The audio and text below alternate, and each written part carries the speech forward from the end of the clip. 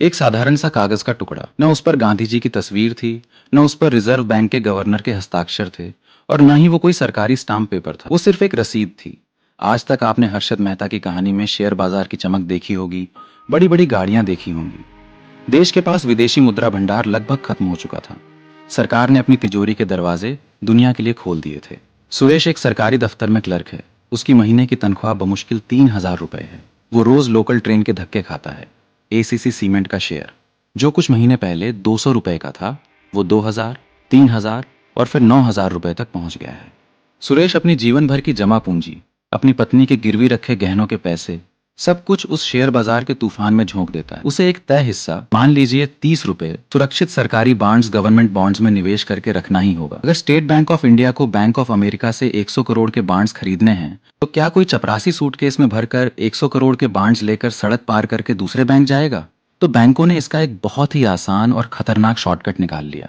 उन्होंने असली बॉन्ड्स एक दूसरे को देने बंद कर दिए। उसकी जगह उन्होंने एक पर्ची देना शुरू किया। मैं बताता हूँ। कमी ये थी कि असली बॉन्ड्स तो कभी अपनी जगह से हिल ही नहीं रहे थे। सिर्फ ये कागज की पर्चियां, ये बीआर, एक बैंक से दूसरे बैंक जा रहे थे। और ये पर्चियां लेकर कौन जा रहा था?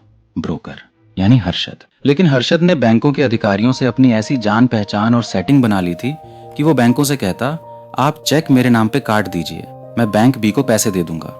हमारा वो किरदार, सुरेश, जिसने अपनी पत्नी के गहने बेचे थे, वो अब अपने दोस्तों से कह रहा था कि हर्षद मेहता इस देश का वॉरेन बफेट है। और दूसरी तरफ पत्रकारिता की दुनिया में एक ऐसी आंख थी जो इस चमक दमक के पीछे पल रहे अंधेरे को देख रही थी। सुचेता दलाल उस कर्मचारी ने देखा कि स्टेट बैंक ऑफ इंडिया के खाते लेजर में कुछ बहुत ही अजीब हो रहा है।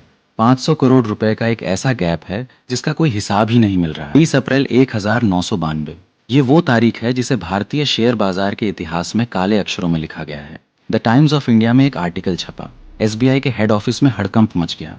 उन्होंने तुरंत हर्षद को बुलाया और कहा, हमारे 500 करोड़ वापस करो, वरना हम पुलिस के पास जा रहे हैं। लेकिन जैसे ही हर्षद ने शेयर बेचने शुरू किए, बाजार जो अब तक एक गुब्बारे की तरह फूल रहा था, उसमें सुई चुभ गई। बाजार धड़ाम से गिरना शुरू हुआ। वो तिजोरियां खाली थीं। वो रसीदें महज कागज के टुकड़े थे, जिनकी कीमत रद्दी के बराबर भी नहीं थी। सुरेश, जिसने 9,000 के भाव पर एसीसी का शेयर खरीदा था, आज वो शेयर गिरकर वापस 2,000 पर आ गया था। सुरेश की जिंदगी भर की कमाई राख कर दिया।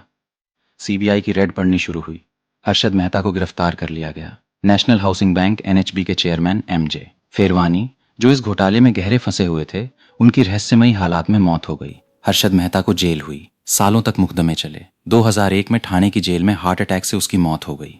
आज के समय में भी घोटाले होते हैं, बस उनका रूप बदल गया है। आज बैंक रसीदों की जगह शेल कंपनीज हैं। आज फर्जी बीआर की जगह बोगस इनवॉइस, बोगस इनवॉइसेस हैं। आज का ये इन्वेस्टिगेशन हम यहीं खत्म करते हैं, लेकिन सच की तलाश कभी खत्म नहीं होती।